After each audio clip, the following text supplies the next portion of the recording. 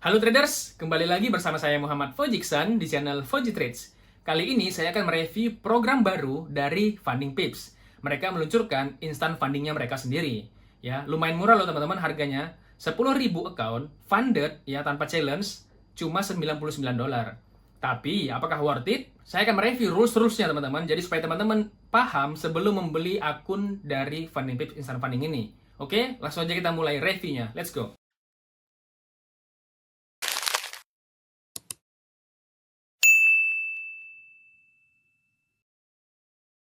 Oke teman-teman, langsung aja kita bahas Funding Pips Zero. Ya, dari pertama trading periodnya itu non-limited, ya oke.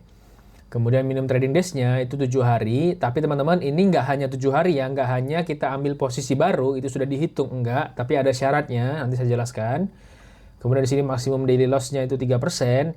Ini itu antara equity sama balance, mana yang paling tinggi, itu yang dipakai. Ya teman-teman, bagi yang belum paham ya, bisa tonton video saya terkait tutorial pro firm, nanti saya taruh linknya di deskripsi. Kemudian di sini ada maksimum loss-nya itu 5%.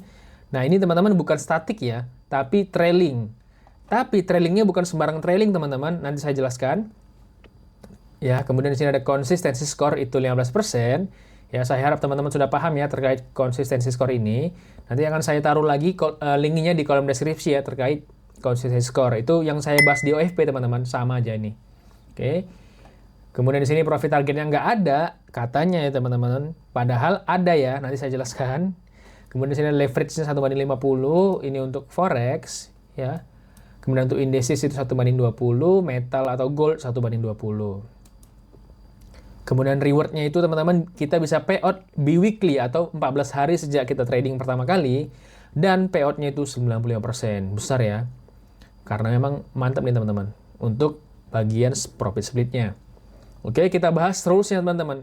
Kalau seperti ini kan harganya murah ya, profit split-nya besar gitu ya, pasti ada hal yang lain teman-teman yang membuat kita sulit gitu, nggak mungkin semudah ini teman-teman ya. Oke, jadi saya bahas rules-nya dulu. Teman-teman wajib pahami rules-nya sebelum beli akun Funding Pips Zero ini. Oke, nah oke teman-teman, ini adalah trading rules-nya untuk Funding Pips Zero. Oke, di sini 3% maksimum daily loss limit ya, ini sudah saya jelaskan tadi. Teman-teman bisa cek ya video terkait tutorial pro firm, disitu saya jelaskan nih, antara equity sama balance, mana yang paling tinggi, itu yang digunakan 3%-nya. Oke, kita lanjut dulu ke maksimum trailing loss limit. Nah ini teman-teman yang saya jelaskan tadi, ini bukan sembarang trailing. Ya, kalau trailing drawdown teman-teman, itu sudah sulit. Ya, apalagi ini menggunakan trailing drawdown equity. Nah teman-teman, kita contohkan dulu ya untuk max drawdown yang trailing biasa ya. Oke, contohnya nih teman-teman punya akun 10.000 ya. Kemudian teman-teman buat profit $200 ya, maka jadi balance-nya 10.200 kan.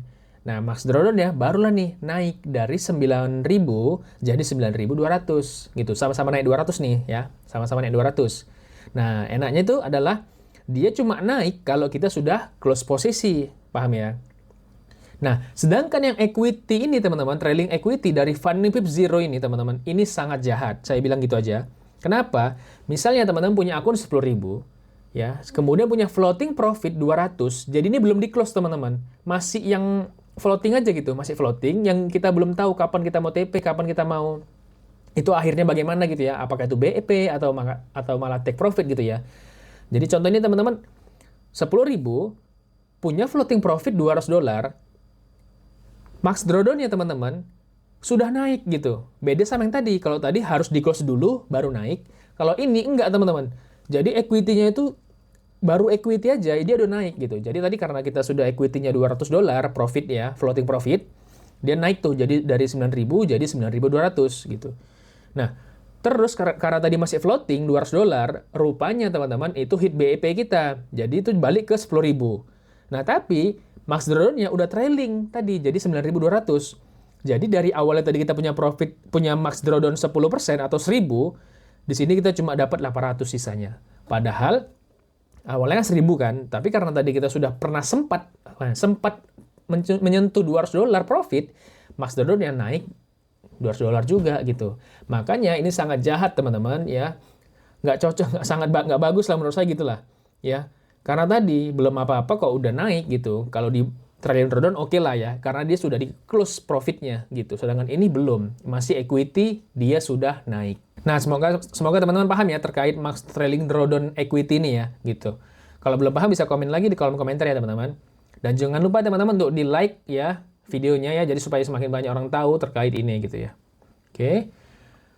Rules selanjutnya adalah weekend holding and news trading on zero account ini. Nah, jadi teman-teman ini adalah teman-teman nggak boleh open posisi atau hold trade-nya 10 menit sebelum dan 10 menit sesudah news. Tapi di sini ada tulisannya affected currency. Jadi misalnya teman-teman trading euro USD, maka teman-teman cuma fokus saja ke news-news yang ada euro dan news yang ada USD-nya. Kalau news lain tuh teman-teman boleh, aman gitu ya. Nah, lanjut. Kemudian di sini teman-teman nggak boleh ya over the weekend. Jadi kalau misalnya teman-teman punya trading di hari Jumat, ya wajib di close-nya hari Jumat teman-teman, nggak boleh dibawa sampai Senin, itu nggak boleh gitu ya. Kemudian di sini ada 15% consistency score ya. Ini adalah consistency score yang cukup kecil ya teman-teman, jadi agak sulit memang untuk mencapainya. Kalau di OFP memang ada juga nih 15%, tapi mereka juga punya yang lebih besar nih, yaitu adalah 25% gitu ya. Nah, jadi teman-teman bisa sesuaikan lah ya. Kalau menurut saya ini kecil ya, tapi bukan berarti nggak bisa ya, bisa gitu. Oke, kemudian di sini ada maksimum 1% risk limit. Nah, teman-teman, ini artinya bukan teman-teman cuma boleh resikokan 1% per trade ya. Bukan loh ya. Artinya adalah teman-teman nggak boleh punya floating loss ya minus 1%. Ya.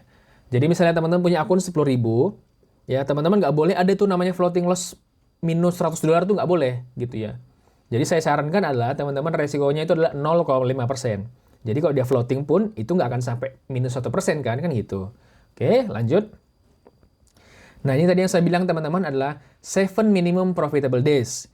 Nah, jadi kalau minimum trading days biasanya kan itu kita trading biasa aja udah dihitung kan. Nah, kalau ini teman-teman nggak bisa. Teman-teman wajib punya profit minimal 0,25% ya, baru bisa dihitung sebagai profitable days gitu ya. Dan di sini mereka minta 7 hari gitu ya. Jadi artinya teman-teman wajib punya profit minimal 0,25%, atau misalnya teman-teman punya akun 10.000, ya berarti ini profitnya adalah $25. Jadi artinya teman-teman wajib punya $25 profit dalam 7 hari yang berbeda, atau berurutan boleh juga sih. Contohnya teman-teman punya profit di hari Senin itu $25, ya itu udah dihitung satu.